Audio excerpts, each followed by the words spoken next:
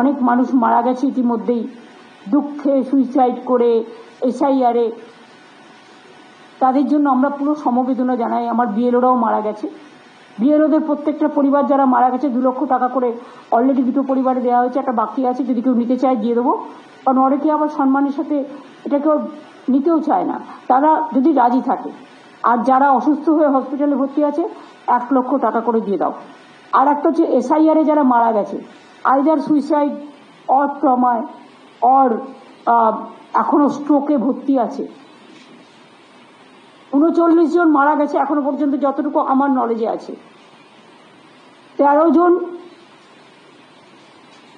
হসপিটালে সিরিয়াস আছে including BLO. আর 3 জন হচ্ছে যারা সুইসাইড কমিট করতে গেছিল সিরিয়াস আছে।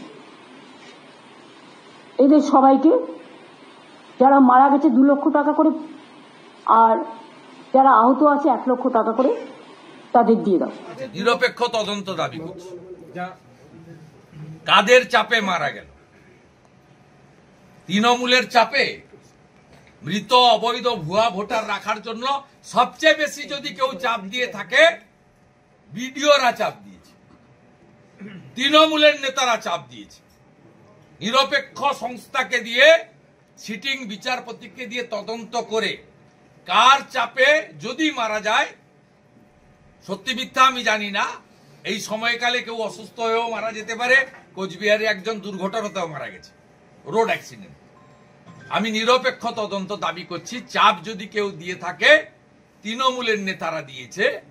চাপ যদি কেউ দিয়ে থাকে, দলদাস এক শ্রেণীর বিডিও যারা ইআরও এইআরও আছেন তারা দিয়েছেন। ভারতীয় জনতা পার্টির সঙ্গে এর কোনো সম্পর্ক নেই।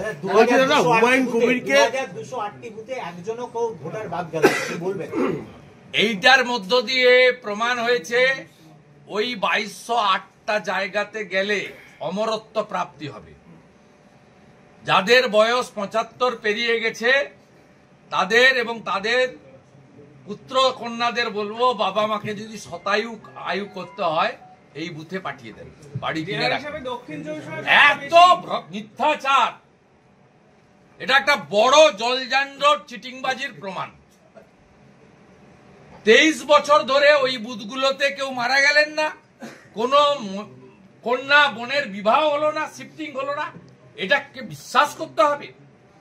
তাই আমরা কালকে সঠিকভাবে 50 জন এমএলএ ইনক্লুডিং স্টেট লিডার্স, আমি এলওপি থেকে আমরা কালকে যে কথাগুলো বলেছি সেই কথাগুলো ইলেকশন